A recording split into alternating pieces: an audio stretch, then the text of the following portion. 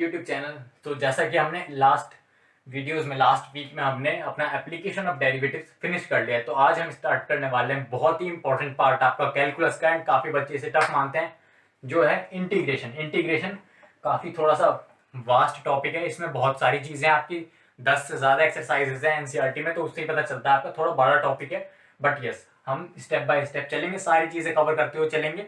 And integration आज से आपका शुरू हो रहा है, तो आपका थोड़ा टाइम लगेगा ये फिनिश होने में। सो आपका 17th सेंचुरी में जो लेबनिज एक साइंटिस्ट हैं, लेबनिज बोलते हैं या फिर लेबनिज बोलते हैं कई लोग, ये स्पेलिंग होती है उनकी LIBNITZ, ये एंड आपके लेट एंड ग्रेट न्यूटन, ये इन दोनों साइंटिस्ट ने, ये दोनों साइंटिस्ट मैथमेटिशियन, आप जो भी बोलो, कैलकुलस के पीछे इन्हीं दोनों लोगों का हाथ है। ये बोला जाता है कि 17th सेंचुरी में, मतलब 1725 1720 उस फेस में, 17th सेंचुरी में एंड 1620 1625 उस फेस में न्यूटन ने अलग, लेबनिज ने अलग, मतलब ये अपने घर दोनों लोगों ने कैलकुलस डिस्कवर करी। डिस्कवर करने के बाद कुछ फॉर्मूलेज बनाए इन्होंने, एंड जब दोनों लोगों ने कैलकुलस मतलब बताई, दुनिया को बताया गया, तब लेबनिज एंड न्यूटन, जो इन लोगों ने डिस्कवर किया था कैलकुलस, पूरी डिफरेंशिएशन, आपकी इंटीग्रेशन, सब कुछ सेम, मतलब एक एक चीज सेम थी। उसके बाद से फिर ये बोले जाने लगा कि न्यूटन ने इनका इंस्टॉल कराया, फिर लेबनिज ने इनका इंस्टॉल कराया, ये चीजें बोली जाने लगी। बट उसके बाद फिर अब तो कैलकुलस डिस्कवर हो ही चुकी थी, अब चाहे कोई भी क्रेडिट ले जाए, तब से इन दोनों लोगों का नाम आता है कैलकुलस के पीछे। मतलब ये वॉर तब से चलता हुआ आ रहा है कि किसने डिस्कवर करी। बट यस, अब हमें पढ़ना है। एंड लेबनिज एंड न्यूटन दोनों ही बहुत ज़्यादा ग्रेट एंड बहुत ज़्यादा इंटेलिजेंट आपके मैथमेटिशियन साइंटिस्ट थे, एंड इन दोनों का ही हाथ है आपका कैलकुलस के पीछे। सो इन्होंने बहुत मतलब मेहनत करी है ऑब्वियसली। सो इसके ये स्टोरी थी आपकी कैलकुलस के पीछे। दोनों लोगों ने इंडिपेंडेंटली अपने अपने घर पे जहाँ भी इन लोगों ने कैलकुलस ढूंढी, एंड जब दोनों लोगों को मैच किया गया तो एकदम सेम चीज दोनों लोगों ने नोटिस करी, दोनों लोगों ने सेम फॉर्मूलाज बताए थे, सेम चीजें इन्होंने कैलकुलस में दी थी। अब इंटीग्रेशन की शुरुआत कहाँ से हुई? इंटीग्रेशन आप जैसे आपने डिफरेंशिएशन में पढ़ा, डिफरेंशिएशन में हमने क्या क्या चीजें पढ़ी, कोई फंक्शन होता है उसे डिफरेंशिएट करते हैं एंड हमें किसी कर्व की टेंजेंट मिल जाती है। अब अगर हमारे पास कोई फंक्शन गिवन है एफ डैश एक्स, मतलब किसी फंक्शन का डेरिवेटिव गिवन है, एंड हमसे पूछा जाए कि वो फंक्शन क्या था, कैसे बताएंगे, उसके लिए हमें इंटीग्रेशन पढ़ना पड़ेगा।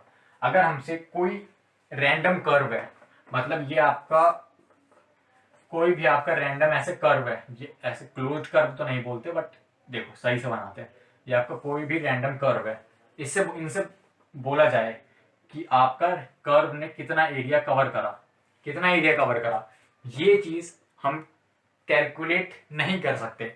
अगर इंटीग्रेशन नहीं होता तो हम ये चीज कैलकुलेट नहीं कर पाते। But yes, with the help of integration हम ये चीज आज की डेट में कैलकुलेट कर सकते हैं।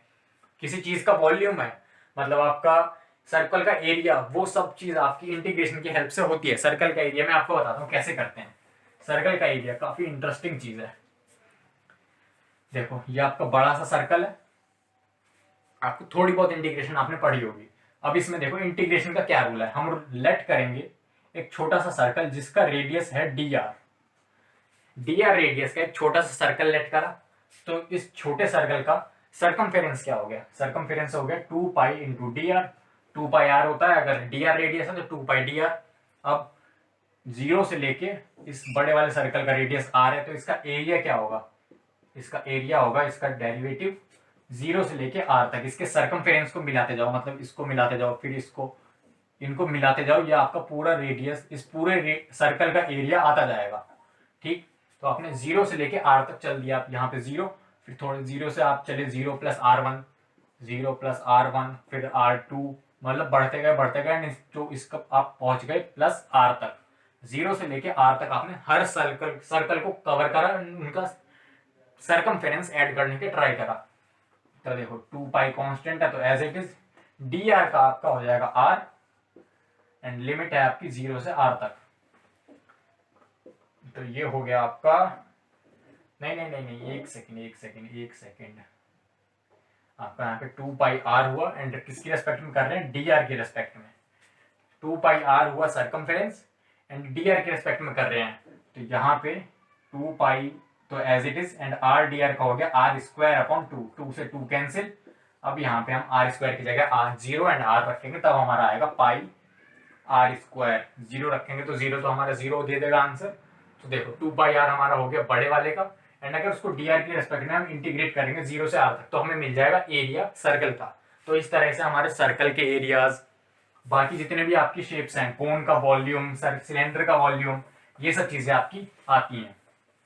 नाउ अब हमें हमारे जो सिलेबस में है वो है मेथड्स ऑफ इंटीग्रेशन, कि मतलब इंटीग्रेशन करते कैसे हैं। बाय पार्ट्स है, सब्स्टिट्यूशन मेथड है, एक आपका पार्शियल फ्रैक्शन वाला पार्ट है, हमें सब्स्टिट्यूशन पढ़ने, सब्स्टिट्यूशन मेथड है एक, मतलब ये 3-4 मेथड हैं आपके, हमें सिर्फ मेथड्स पढ़ने हैं। इसके अगले चैप्टर जो एप्लीकेशन ऑफ इंटीग्रेशन है, उसमें भी सिर्फ छोटा सा एप्लीकेशन, मतलब एरिया निकालना कैसे है, वो चीज़ हमें पढ़नी है।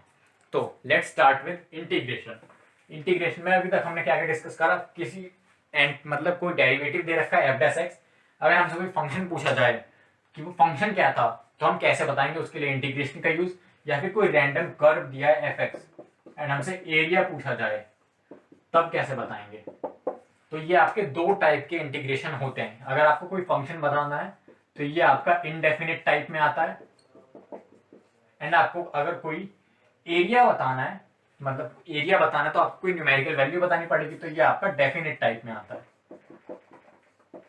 इसमें एक और मेजर वो जो होता है डिफरेंस होता है, बट उसको हम लेटर स्टेज में जब डिस्कस करेंगे। लिमिट्स, बेसिक इसमें लिमिट्स होती हैं एंड इसमें लिमिट्स नहीं होती। इसमें लिमिट्स जैसी कोई चीज नहीं होती इनडेफिनिट इंटीग्रल्स में, एंड जो डेफिनिट इंटीग्रल्स होते हैं उसमें लिमिट्स लेते हैं हम एंड पर्टिकुलर एक न्यूमेरिक वैल्यू देते हैं। सो अभी हम इनडेफिनिट से स्टार्ट करने वाले हैं एंड हमें सिर्फ मेथड्स ऑफ इंटीग्रेशन पढ़ना है।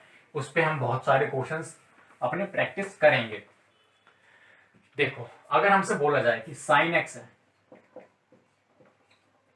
साइन एक्स का डेरिवेटिव क्या होगा, साइन एक्स का डेरिवेटिव होगा आपका कॉस एक्स। आप बोलोगे काफी इजी चीज है, साइन एक्स का डेरिवेटिव कॉस एक्स। अगर आपको बोला जाए कि एक्स स्क्वायर का डेरिवेटिव क्या होगा, तब आप बोलोगे ये भी काफी इजी चीज है, तो एक्स स्क्वायर का होगा 2x। इसके बाद अब मैं पूछूं अगर कि साइन एक्स प्लस सी का डेरिवेटिव क्या होगा। साइन एक्स प्लस सी, मैंने कांस्टेंट लेट कर लिया सी, तो इसका डेरिवेटिव भी आप cos x बताओगे। साइन एक्स का cos x, सी का हो गया 0। उसके बाद आप बोलो, अगर मैं बोलूं कि एक्स स्क्वायर प्लस 100 कोई कांस्टेंट है, इसका डेरिवेटिव क्या होगा, आप तब भी बोलोगे 2x। इसका मतलब यहाँ पे थोड़ी सी गड़बड़ हो गई है, मतलब साइन एक्स प्लस सी का भी cos x, साइन एक्स का भी cos x, एक्स स्क्वायर का भी 2x and x square plus 100, यहाँ पे 1000 होता, 1 लाख होता, तब भी एक्स स्क्वायर प्लस 1 लाख मान लो, यहाँ पे 1 लाख का 2x हो जाएगा इसका। तो यहाँ पे थोड़ी सी गड़बड़ हो रही है। अगर हम इंटीग्रेशन देखें, इंटीग्रेशन क्या होता है हमारा, integration is reverse process, reverse of differentiation. हमारा जो डिफरेंशिएशन है उसका रिवर्स होता है integration. Integration is the reverse of differentiation, या फिर इसे हम एंटी डेरिवेटिव भी बोलते हैं। Anti derivative, anti derivative. अब देखो ये तो डिफरेंशिएट कर रहे हैं हम। मैंने जब कैलकुलस हमारा स्टार्ट हुआ था कॉन्टिन्यूटी एंड डिफरेंशिएबिलिटी में, उस टाइम पे बताया था कि अगर यहाँ पे डी एफ एक्स कर रहे हो आप, डी एक्स, एंड आपके पास लेट से आपका कोई कैपिटल एफ फंक्शन आया, तो आप जब इस वो डिफरेंशिएशन को इस साइड उठा के लाओगे, means f x equals to integral of this with respect to x. D x आपका इस साइड आ गया मल्टीप्लाई में, एंड डी ये वाला डी जब आपका उठ के इस साइड आएगा तो ये आपका इंटीग्रल के रूप में आएगा। ठीक, ये चीज हमने पढ़ी है। मतलब इसका हम डिफरेंशिएशन लें तो हमें ये फंक्शन मिलेगा, एंड अगर इस फंक्शन का हम एक्स की रेस्पेक्ट में इंटीग्रेशन लें तो हमें यही चीज मिल जाएगी। मतलब ये डिफरेंशिएशन का रिवर्स प्रोसेस है या फिर एंटी डेरिवेटिव, ये चीज हम बोलते हैं। अब देखो वहां पे आते हैं वापस, इन दोनों चीजों को देखते हैं हम।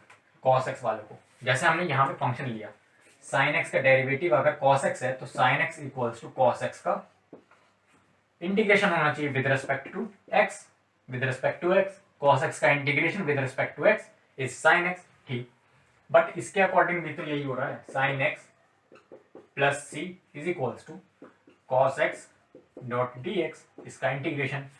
तो साइन एक्स प्लस सी सही है या फिर साइन एक्स सही है, आप बताओ कौन सी चीज सही है इसमें से, ये वाली या फिर ये वाली। अगर इन दोनों में कंपेयर करें तो हमारी ये वाली जो सेकंड चीज है वो हमारी ज्यादा करेक्ट है। आप जनरली cos x का इंटीग्रेशन sin x बोल दोगे ऐसे ही किसी को भी, बट अगर आज आप एग्जाम देने जाओगे तब आपको c प्लस सी लगाना बहुत जरूरी है। आपने मीम्स वगैरह में भी देखा होगी, प्लस सी की वजह से गड़बड़ हो जाती है कई बच्चों की, तो आपको प्लस सी पे ध्यान देना है। प्लस सी क्या है, प्लस सी कोई कांस्टेंट है, सी की वैल्यू अगर आपकी 0 हो तो आपका यही फंक्शन बन जाएगा दोबारा, अगर सी की वैल्यू 1 हो तब भी आपका यही फंक्शन बन जाएगा। कांस्टेंट का डिफरेंशिएशन 0 होता है, इसलिए जब इसको इंटीग्रेट करते हैं तो हमें एक कांस्टेंट दिखाना पड़ता है कि कांस्टेंट हो भी सकता है नहीं भी, तो हम हो सकता है अगर कांस्टेंट है तो उसको हम 0 लेट करेंगे तो वो मतलब ना के बराबर हो जाएगा। तो यहाँ पे हमें प्लस सी लगाना इंपॉर्टेंट है, प्लस सी का यहाँ पे काफी बड़ा रोल आता है। इसके बाद देखते हैं आपके कुछ फॉर्मूले कि आपको कौन कौन से फॉर्मूले पता होने चाहिए, एंड ज्योमेट्रिकल रिप्रेजेंटेशन देखेंगे, एंड उसके बाद हम सब्स्टिट्यूशन मेथड पे जाएंगे जो हमारा एक मेथड ऑफ इंटीग्रेशन है। सबसे पहला फॉर्मूला हमारा एंटी डेरिवेटिव चल रहा है, तो हमारा साइन एक्स का इंटीग्रेशन होता है negative of cos x plus C. अब नेगेटिव क्यों होता है, अब देखो कॉस एक्स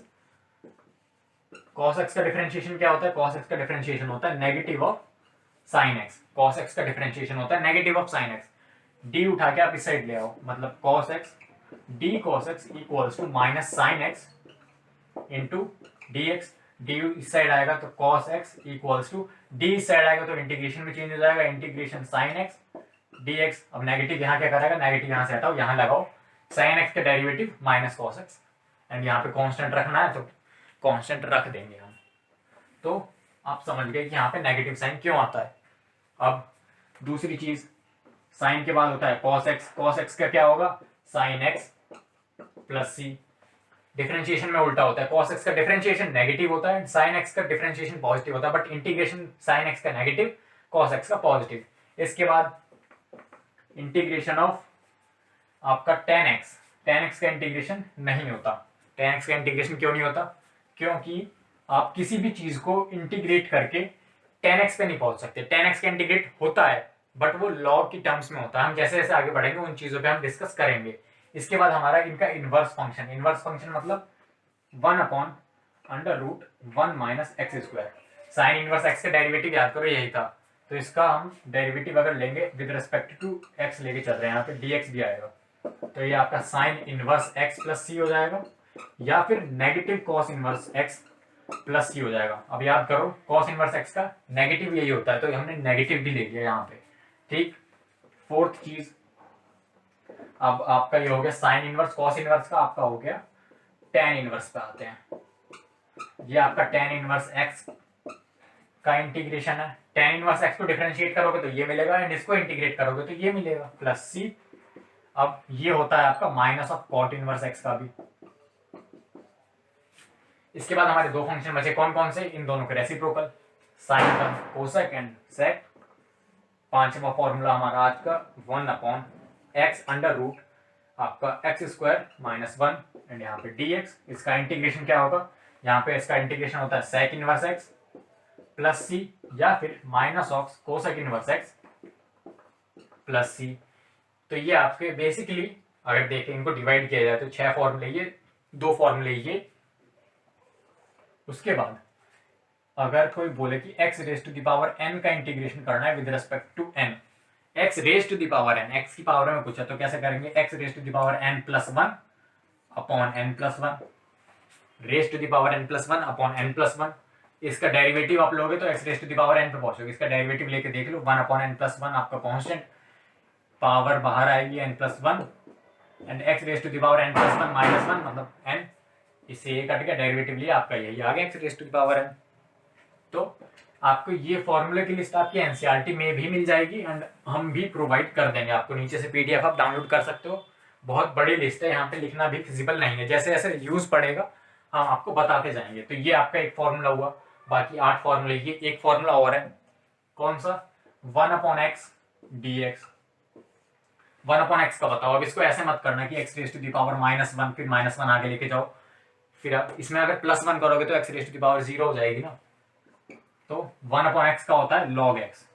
log x क्यों होता है? क्योंकि log x का डेरिवेटिव 1 अपॉन एक्स होता है। ये चीज याद करो, आपने हमने पढ़ रखी है, log x का डेरिवेटिव 1 अपॉन एक्स होता है। तो 1 अपॉन एक्स का इंटीग्रेशन log x। ये हमारे 9 फॉर्मूले हुए। एंड एक लास्ट 10वां फॉर्मूला है e raise to the power x equals to e raise to the power x plus C, यहाँ पे प्लस सी, यहाँ पे एंड यहाँ पे भी प्लस सी, यहाँ पे dx। e raise to the power x का डेरिवेटिव भी 0 होता है, e raise to the power x का इंटीग्रेशन भी 0 होता है। तो ये आपके वैसे तो आपके 8-9 फॉर्म कितने हो गए? 5 6 7 8।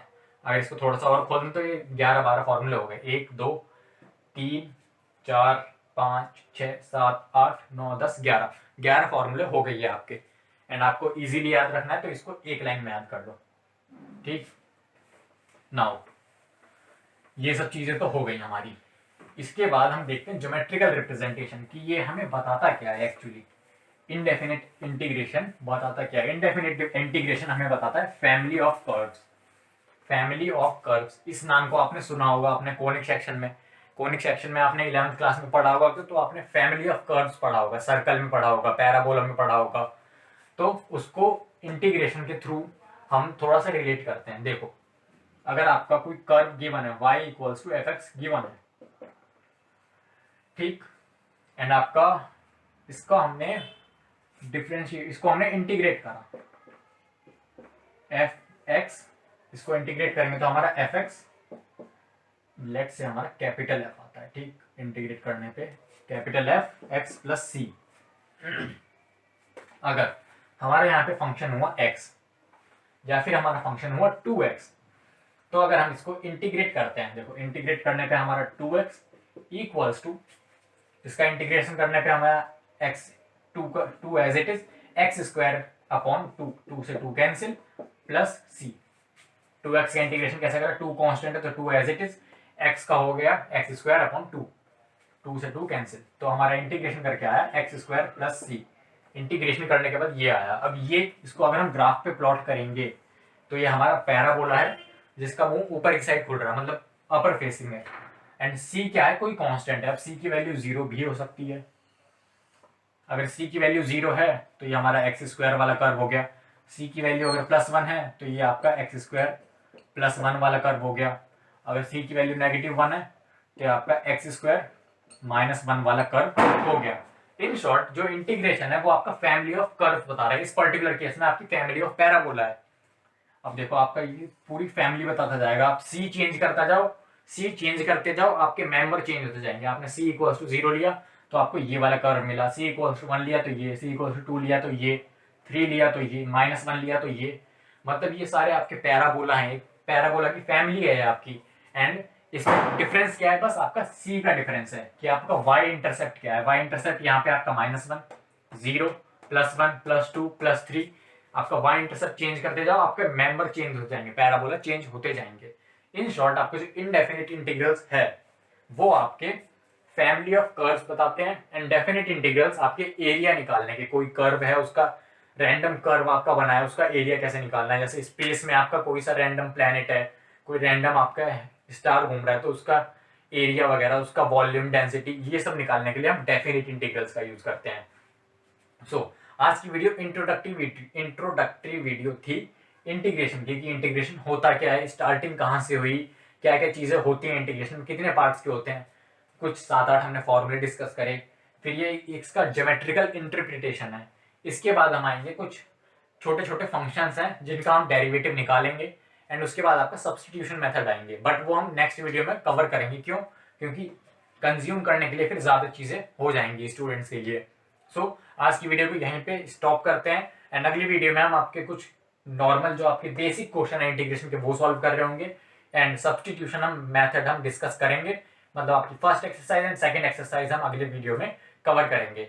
सो अगर आपको चीज़ें अब तक समझ में आई एंड आपको थोड़ा सा मज़ा आया तो आप वीडियो लाइक ज़रूर करो। एंड नीचे कमेंट करके अपनी क्वेरी पूछ सकते हो या फिर अपना फीडबैक ज़रूर दो। चैनल सब्सक्राइब नहीं किया तो चैनल सब्सक्राइब कर लो, अपने फ्रेंड्स में, अपने ग्रुप्स में, अपने क्लासमेट्स में, अपनी जो जहाँ पे भी पढ़ते हो आप, जितने लोग को जानते हो उनको वीडियो शेयर करो, किसी के लिए भी हेल्पफुल हो सकती है। मिलते हैं अगली वीडियो में। तब तक के लिए बाय।